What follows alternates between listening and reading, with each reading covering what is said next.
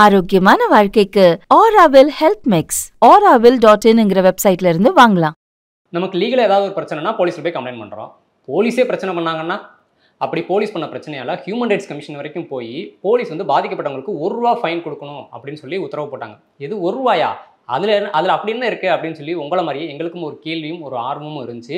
So இந்த video முழுசாக பாருங்கள். அப்போ தான் போலீஸ் என்ன பிரச்சனை பண்ணாங்க, எதுக்கு கோர்ட்டுக்கு போகாமல் ஹியூமன் ரைட்ஸ் கமிஷனுக்கு போனாங்க, எதனால் ₹1 ஃபைன் போட சொல்லி உத்தரவு போட்டாங்க அப்படிங்கிறத பற்றி இது எல்லாத்தையும் டீட்டெயிலாக தெரிஞ்சுக்கிறதுக்கு அறப்போர் இயக்கத்தை சேர்ந்த திரு ஜெயராமன் அவர்கள்ட்ட டீட்டெயிலாக கேட்டு தெரிஞ்சுக்கலாம். வணக்கம் சார். வணக்கம் சார். நாங்கள் ஹியூமன் ரைட்ஸ் கமிஷன் பற்றியும் கேள்விப்பட்டிருக்கோம், போலீஸ் பற்றியும் கேள்விப்பட்டிருக்கோம்.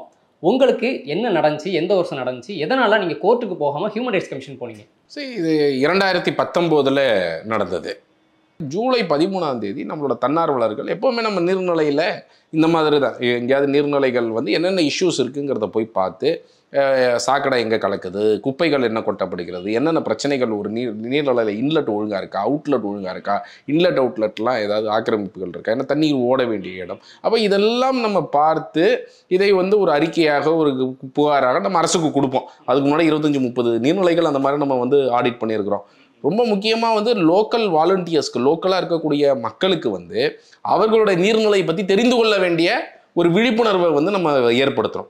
அப்போ அவங்க பாதுகாப்பாங்க. இப்போ நாம் வந்து எல்லா நீர்நிலைகளையும் போய் பாதுகாக்க மாட்டோம். அந்த மாதிரி நீர்நிலைகள் லோக்கலில் உங்களுடைய நீர்நிலைகளை வந்து பாருங்கள், அதில் இருக்கக்கூடிய பிரச்சனைகளுக்காக நீங்கள் வேலை செய்யுங்க அப்படிங்கிறது தான் அதோட ஐடியா. இது நம்ம பல்வேறு இடங்களில் பண்ணிகிட்டு இருக்கிறோம். இப்போ அங்கே போகும்போது போய் இறங்கின உடனே என்ன பண்ணுறாங்க, காவல்துறை வந்து 11 தன்னார்வலர்களை அரெஸ்ட் பண்ணிடுறாங்க. டீடைன் பண்ணி கொண்டு போய் ஹேமா மஹால்னு தரமணியில் கொண்டு போய் வச்சிடுறாங்க. வச்சதுக்கப்புறம் எங்களுக்கு ஒரே ஷாக்கு. அதுக்கப்புறம் எனக்கு எல்லாம் தெரிஞ்சு வந்து நாங்கள் அங்கே போகிறோம்.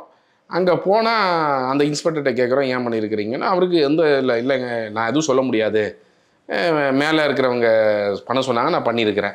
அதே ஸ்டாண்டில் தான் அவங்க நிற்கிறாங்க. அது மேலதிகாரி பண்ண சொன்னாங்கன்னு சொல்கிறாங்க. அவங்க அதில் தான் நிற்கிறாங்க, மேலதிகாரிகள் தான். அவங்க சொன்னாதாங்க நான் இது விட முடியும்.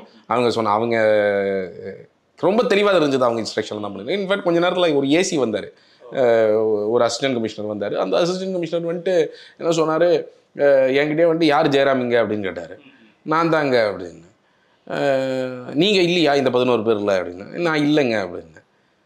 அப்புறம் அவர் இப்போ இல்லைங்க அவர் இல்லையாங்க அந்த 11 பேர்லன்னு சொல்லி ஃபோனில் யார்கிட்ட சொல்கிறார், மேலதிகாரிகிட்ட சொல்கிறார். அப்போது அவங்களுக்கு இன்ஸ்ட்ரக்ஷன் என்னென்னா வந்து ஏதோ ஒரு வழியில் என்னை இது பண்ணணும் அப்படின்னு சொல்லிட்டு. இது ஜூலை 13 இது நடக்குது. 15 நான் அந்த செம்மஞ்சேரி காவல் நிலையம் கட்டப்படுகிறது அப்படிங்கிறதுக்கு அதுக்கு ஒரு ரூமர் கலப்புறேன்னு ஒரு வழக்கு போட்டிருக்கிறாங்க. இதுக்கு இந்த 13 என்ன பண்ணுறாங்க, நாள் பூரா வாலண்டியர்ஸ் அங்கே உட்கார வச்சுட்டு ஈவினிங் வந்து ஸ்டேஷன் பெயிலில் விடுறோம்னு சொல்லி 11 பேரை விடுறாங்க. அப்போ நான் கேட்குறேன், என்னங்க எஃப்ஐஆர், ஸ்டேஷன் பெயிலில் விட்றீங்க ரைட்டு, எஃப்ஐஆர் என்ன சார், காப்பி கொடுங்க அப்படின்னு கேட்குறேன். என்ன தப்பு பண்ணோம் அப்படிங்கிறத தெரியணும்ல. அப்போ அவங்க என்ன சொல்கிறாங்க அப்படின்னா, இல்லை சார் எஃப்ஐஆர்லாம் இன்னும் முடிவாகலை, மேலதிகாரிகள்லாம் சேர்ந்து அவங்க எப்போ முடிவு பண்ணாங்க, அதுக்கப்புறம் நாங்கள் ஆன்லைனில் அப்லோட் பண்ணுவோம், நீங்கள் பார்த்துக்கோங்கன்றாங்க. அதாவது எஃப்ஐஆரே போடாமல் ஸ்டேஷன் பெயிலெலாம் விட்ட கதை அது. பெயிலை மட்டும் விட்டுறது, எஃப்ஐஆர் நம்பரை மட்டும் போட்டுக்கிறது. ஆனால் எஃப்ஐஆருக்குள்ளே என்ன கண்டென்ட் வருது என்னங்கிறதெல்லாம் இவங்க அப்புறமா தான் முடிவு பண்ணி முன்னாடி டைம் போட்டுக்குவாங்க, டேட்டு போட்டுக்குவாங்க. இவங்க நமக்கு தெரிஞ்ச ஒரு விஷயம். இப்போ இந்த மாதிரி செஞ்சு இவங்க என்ன பண்ணியிருக்கிறாங்க அப்படின்னு சொன்னால் ஒரு 2 நாள் கழித்து பார்க்கும்போது தான் நமக்கு தெரியுது. அதில் இன்ஃபேக்ட் என்ன A1 போட்டிருக்கிறாங்க. அந்த இடத்துல சம்பவம் நடக்கிற இடத்துல இல்லை. ஆனால் நான் தான் அந்த கேஸில் A1. என்னை தவிர 11 பேர் போட்டு ஒரே மாதத்தில் குற்றப்பத்திரிகைலாம் தகவல்னா அதை பற்றி தான் நான் என்ன பண்ணுறேன். ஜூலை 17 அப்போ இந்த மாதிரி ஒன்று நடந்திருக்கு. தன்னார்வலர்கள் நம்ம இப்போ ஒரு லேக்கை ஆடிட் பண்ண போயிருக்கிறாங்க. இந்த மாதிரி சட்டவிரோதமாக அவங்கள ஒரு நாள் பூரா டீடைன் பண்ணி வச்சுருக்கிறாங்க. எந்த சட்டப்பூர்வமான நடவடிக்கையும் கிடையாது. அப்போ உடனடியாக நம்ம இதை பற்றி கம்ப்ளைண்ட் எழுதுகிறோம். மனித உரிமை ஆணையத்துக்கு ஒரு புகார் எழுப்புகிறோம். ஜூலை 17 எழுப்புகிறேன். இன்ஃபேக்ட் ஜூலை 17 எழுப்பும்போது எனக்கு ஜூலை 15 போட்ட எஃப்ஐஆர் பற்றி தெரியாது. அதற்கு பிறகு ஜூலை 15 செம்மஞ்சேரி காவல் நிலையத்தை வந்து ஏரியில் கட்டுறாங்கன்னு நான் பொய் பரப்பி இருக்கிறேன்னு சொல்லி ஒரு எஃப்ஐஆர் போட்டிருக்கிறாங்க. அப்புறம் 19 என்ன பண்ணுறாங்கன்னா, நாங்கள் ஜூலை 14 அன்னைக்கு நோ யுவர் ரைட்ஸ்னு ஒரு ப்ரோக்ராம் நடத்துகிறோம்.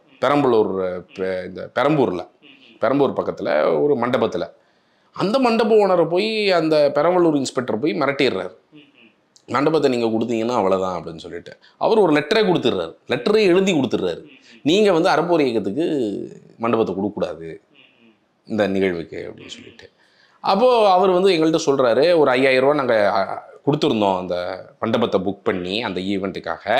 அவர் வந்து அந்த 5000 ரூபா செக்கை எங்களுக்கு திரும்ப கொடுத்துட்றாரு. கொடுத்துட்டு இந்த லெட்டரையும் நாங்கள் வந்து அவர்கிட்ட கேட்குறோம். அவர் லெட்டரும் கொடுத்துட்டாரு. இதில் என்ன வேடிக்கைன்னா, அதே இன்ஸ்பெக்டரு அந்த ஈவெண்ட்டு நடத்தாமல் நான் மக்களை ஏமாற்றிட்டேன் அப்படின்னு சொல்லி 19ஆம் தேதி ஒரு எஃப்ஐஆர் போடுறாரு. எந்த ஒரு இன்ஸ்பெக்டரு போய் மிரட்டி இந்த ஈவெண்ட் நடத்தக்கூடாதுன்னு சொன்னாரோ, அதே இன்ஸ்பெக்டர் நான் இந்த ஈவெண்ட்டை நடத்தாமல் மக்களை ஏமாற்றிட்டேன். இத்தனைக்கும் இதில் ஒன்றும் பணமும் இன்வால்வ்டு கிடையாது. இப்போ ஏதாவது ஃபீஸ் எல்லாம் சார்ஜ் பண்ணி சில பேர்லாம் ஈவெண்ட் பண்ணுவாங்க. இதில் ஃபீஸு கிடையாது. இது இலவச ஈவெண்ட். இந்த மாதிரி நாங்கள் நடத்துறது எல்லாமே நீங்கள் பார்த்தீங்கன்னா இலவச ஆர்டிஐ பயிற்சி, இலவச நோயர் ரைஸ் தான். இப்போது ஒரு இலவச ஈவெண்ட்டுக்கு நாங்கள் மண்டபம் புக் பண்ணுறோம், நீங்கள் மிரட்டி நிப்பாட்டிடுறீங்க. ஆனால் அந்த ஈவெண்ட்டை நாங்கள் வந்து நடத்தாமல் மக்களை ஏமாற்றிட்டோன்னு சொல்லி ஒரு எஃப்ஐஆர் போட்டிருக்கிறாங்க. ஸோ இந்த மாதிரி 3 எஃப்ஐஆர் அந்த ஒரு வாரத்திலேயே போட்டிருக்கிறாங்க. அப்போ அந்த ஜூலை 17 ஒரு பக்கம் நாங்கள் மனித உரிமை ஆணையத்துக்கு போய் புகார் எழுப்புகிறோம். இந்த மாதிரி தரமணியில் இந்த மாதிரி செஞ்சுருக்கிறாங்க, காவல் நிலையத்தில் இல்லீகலாக டீடைன் பண்ணியிருக்கிறாங்கன்னு. இதுதான் என்ன ஆகுது அப்படின்னு சொன்னால், 2021 தான் என்னை வந்து முதல்ல கூப்பிட்றாங்க.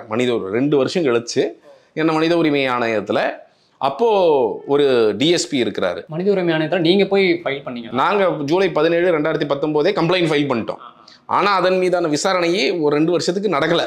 2 வருஷம் கழிச்சு தான் கூப்பிட்றாங்க. 2 வருஷம் கழிச்சு தான் எங்களுக்கு 2021 தான் அதை கூப்பிட்றாங்க. அப்போது வந்து ஒரு டிஎஸ்பி இருந்தார். அவர் வந்து கூப்பிட்டு இந்த கேட்கும் பொழுது நாங்கள் இந்த 15ஆம் தேதி நடந்து 19 எல்லாத்தையுமே சொல்கிறோம். எல்லாத்தையுமே டீட்டெயிலாக கேட்டுட்டு அவர் ஒரு விசாரணை, ஃபஸ்ட்டு அந்த இன்வெஸ்டிகேஷன் விங்னு இருக்குது மனித உரிமை ஆணையத்தில். அவங்க விசாரணை நடத்துவாங்க. இதை ட்ரையலுக்கு கொண்டு போகலாமா இல்லையா அப்படிங்கிறது அவங்க தான் அந்த முடிவை எடுக்கிறாங்க. அப்போ அவங்க இதை பார்த்துட்டு விசாரிச்சுட்டு என்ன பண்ணுறாங்க அப்படின்னு சொன்னால், அவங்க வந்து அவர் ஒரு டீட்டெயில்டாக ஒரு ரிப்போர்ட் கொடுத்துட்றாரு. ஆமாம், இவர்கள் எல்லாம் தவறு செய்திருக்கிறார்கள் அப்படின்னு சொல்லிட்டு, இது மனித உரிமை மீறல் தான், வேண்டுமென்றே இந்த மாதிரி பொய் வழக்கு போட்டிருக்கிறாங்க, இந்த மாதிரி என்னெல்லாம் நடந்ததுன்னு அவர் அந்த அறிக்கையையும் கொடுத்துட்றாரு டீட்டெயில். அதுக்கப்புறம் ட்ரையலுக்கு வருது, நீதிமன்ற விசாரணைக்கு வருது. அப்போ நீதிமன்ற விசாரணையே 1.5 வருஷம் நடந்திருக்கும்னு நினைக்கிறேன். முதல்ல நாங்கள் போய் நம்ம அஃபிடவிட்டு நம்ம தரப்பில் வைக்கிறது, அப்புறம் அவங்க தரப்பில் அஃபிடவிட் வைக்கிறது, அப்புறம் நாம் அவங்கள கிராஸ் பண்ணுறது, அவங்க நம்மளை கிராஸ் பண்ணுறது, இதெல்லாம் வந்து நீதிமன்றத்தில் ட்ரையல் நடக்குது. நீங்கள் டேரெக்டாகவே ஃபஸ்ட்டே கோர்ட்டுக்கு போயிட்டோம். எதனால் ஹியூமன் ரைட்ஸ் கமிஷனில் போய் ஃபைல் பண்ணீங்க? மனித உரிமை மீறல் நடக்குது அப்படின்னா, மனித உரிமை மீறல்களுக்கானது தான் மனித உரிமை ஆணையம். இல்லீகலாக டீடைன் பண்ணி வச்சுருந்தாங்க. அப்போது நாங்கள் என்ன யோசித்தோன்னா, சரி இப்போ மனித உரிமை மீறல் இந்த விஷயத்தை வந்து நம்ம மனித உரிமை ஆணையத்தில் கொண்டு போகும்பொழுது இது அந்த காவலர்களுக்கு ஒரு உணர்த்தக்கூடிய ஒரு விஷயமாகவும் இருக்கணும். ப்ளஸ் நிறைய காவலர்கள் பொய் வழக்குகள் போட்டுட்ருக்காங்க. அப்போது அவங்க எல்லாருக்குமே இது ஒரு பாடமாக இருக்கணும் அப்படின்னு சொன்னால், நாம் வந்து ஒரு 1 லட்சம் ரூபாய் அது மாதிரி வந்து நஷ்டஈடு கேட்கலாம். பட் அது நம்மளுடைய நோக்கம் கிடையாது. நாம் என்ன யோசிச்சோன்னா, அது நம்ம வந்து ஒரே 1 ரூபாய் கேட்டோம். 1 ரூபாய் எங்களுக்கு நஷ்டஈடு கொடுங்க, இவங்க இந்த மாதிரி தப்பு பண்ணியிருக்கிறாங்க அப்படிங்கிறத இப்போ நாங்கள் கொடுத்துருக்குறோம். இவங்க கில்ட்டி அப்படிங்கிறத தீர்ப்பு கொடுத்து, இவர்கள் தவறு செய்திருக்கிறார்கள் அப்படின்னு தீர்ப்பு கொடுத்து, இவர்களுக்கு மீது 1 ரூபாய் இல்லை, அதான் 1 லட்சம் கேட்டிருந்தா கூட ஒரு அதுக்கு நீங்கள் பண ஆசை இல்லை, அதெல்லாம் நம்ம நோக்கம் கிடையாதுன்னு சொல்லிட்டீங்க. எதனால் அந்த 1 ரூபாய்? அந்த 1 ரூபாய் அப்படிங்கிறது பல நேரங்களில் பார்த்தீங்கன்னா 1 ரூபாய்க்கு வந்து நிறைய வேல்யூ இருக்குதுன்னு நான் நினைக்கிறேன். ஏன்னா ஒரு பக்கம் அந்த 1 ரூபாய் அப்படின்னு அபராதம் போடும் பொழுது அவர்கள் தவறு செய்திருக்கிறார்கள் அப்படிங்கிறது உலகுக்கு உணர்த்துது, அவர்களுக்கும் உணர்த்துது. 2வது 1 ரூபாய் அப்படின்னும் போது என்னடா அது 1 ரூபாய் அப்படின்னு சொல்லி நிறைய பேர் உங்களுக்கே அந்த ஆர்வம் இருந்ததுன்னு சொன்னீங்க. என்னடா அது 1 ரூபாய் அப்படின்னு சொல்லிட்டு. அப்போது அந்த 1 ரூபாய் அப்படிங்கிறது தான் இன்றைக்கி இந்த வழக்கை வந்து திரும்பி பார்க்கவும் வச்சிருக்கு நிறைய இடங்கள்ல அப்படிங்கிறது நான் நினைக்கிறேன். நாங்கள் அப்படி போடும்போது அப்படி கூட அந்த ஒரு எண்ணத்தோடு போடலை. நாங்கள் போடும்பொழுது என்ன நினச்சோன்னா, நமக்கு தேவை இவர்கள் தவறு செய்திருக்கிறார்கள் அப்படிங்கிறத அவர்களுக்கு உணர்த்த வேண்டும், உலகுக்கு உணர்த்த வேண்டும். இதுதான் வந்து எங்களுடைய அன்னைக்கு வந்து அந்த 1 ரூபாய்க்கு யோசித்தோம். பட் இன்றைக்கி நாங்கள் என்ன பார்க்குறோன்னா, அது வந்து இந்த கேஸ் வந்து இன்னும் ஃபேமஸ் ஆனதுக்கு காரணம் வந்து அந்த 1 ரூபாய் கேட்டது அப்படிங்கிற மாதிரி பார்க்குறோம். பட் அந்த மாதிரி நாங்கள் மனித உரிமை ஆணையத்தில் நிறைய அந்த ட்ரையல்லாம் முடிஞ்சு கடைசியில் இவர்கள் தவறு செய்துள்ளார்கள். அந்த inspector Devaraj, sub inspector Kavitha, இவர்கள் இருவரும் தவறு செய்துள்ளார்கள், மனித உரிமை மீறல் நடந்துள்ளது, அதனால் இவர்கள் மீது ஆளுக்கு 1 ரூபாய், ஸோ 11 பேர்னா தேவராஜ் 1 ரூபாய் கொடுக்கணும், ஸோ 11 ரூபாய், கவிதா 11 ரூபாய் கொடுக்கணும். இந்த 22 ரூபாயை அரசாங்கம், தமிழ்நாடு அரசாங்கம் அறப்போர் இயக்கத்துக்கு கொடுக்க வேண்டும் என்று ஆணை பிறப்பிக்கப்பட்டது. அதாவது தமிழ்நாடு அரசாங்கம், நம்முடைய ஹோம் டிபார்ட்மெண்ட் இருக்கிறாங்க இல்லையா, உள்துறை துறை வந்து அவங்களுடைய சம்பளத்திலேருந்து, தேவராஜுடைய சம்பளத்திலேருந்து 11 ரூபாயும், கவிதாவுடைய சம்பளத்திலிருந்து 11 ரூபாயும் பிடித்தம் செய்து நமக்கு வந்து அந்த 22 ரூபாயை உள்துறை, தமிழ்நாடு உள்துறை வந்து அறப்போர் இயக்கத்துக்கு கொடுக்க வேண்டும் அப்படின்னு சொல்லி தீர்ப்பு வழங்கப்பட்டுள்ளது. மேலும் இது போன்ற செயல்பாடுகளில் இனி நீங்கள் ஈடுபடக்கூடாது. இது போன்ற சமூக ஆர்வலர்கள், சிவில் சொசைட்டியெல்லாம் நீங்கள் டீல் பண்ணும்பொழுது ரொம்ப கேர்ஃபுல்லாக டீல் பண்ணணும் அப்படிங்கிறதையும் அவர்கள் வந்து தெரிவிச்சிருக்காங்க. சட்டப்படி நீங்கள் டீல் பண்ண வேண்டியது ரொம்ப முக்கியமானது அப்படிங்கிறதையும் சொல்லியிருக்கிறாங்க. இப்போது இதை தாண்டி இன்னும் சில காவல் நிலையங்களில் எங்கள் மேலே புகார் கொடுக்கப்பட்டது. ஒரு உதாரணத்துக்கு ஒரு ஆய்வாளர் எனக்கு நல்லா தெரியும், அவரிடம் மட்டுமே 13 புகார்கள் எங்கள் மீது கொடுக்கப்பட்டது. தினமும் எப்படின்னா அந்த ஊழலை நாங்கள் வெளியிட்டதால் பாதிக்கப்பட்டவர்களுடைய ஆட்கள் தினமும் போலீஸ் ஸ்டேஷனில் வந்து வக்கீல்கள் ஒரு 2 பேர் அனுப்பி போலீஸ் ஸ்டேஷனில் வந்து உட்கார வச்சிருவாங்க. உட்கார வச்சு கேஸ் போடுங்கன்னு அந்த இன்ஸ்பெக்டருக்கு அழுத்தம் கொடுத்துட்டு இருப்பாங்க. மேலதிகாரி மூலமாக அந்த அழுத்தம் வரும்.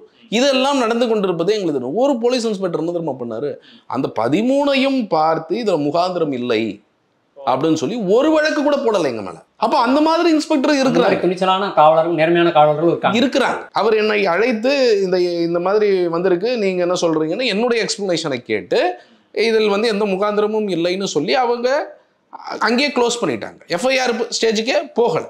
அப்போ இந்த மாதிரியான காவலர்களும் இருக்கிறாங்க. இந்த மாதிரி தான் காவலர்கள் இருக்க வேண்டும். உங்களோட அறப்போரும் உங்களோட அநீதிக்கு எதிரான போரும் தொடர்ந்து சமுதாயத்தில் நடக்கணும் அப்படின்னு சொல்லி கேட்டுக்கிறோம். ரொம்ப ரொம்ப நன்றி. நன்றி நன்றி.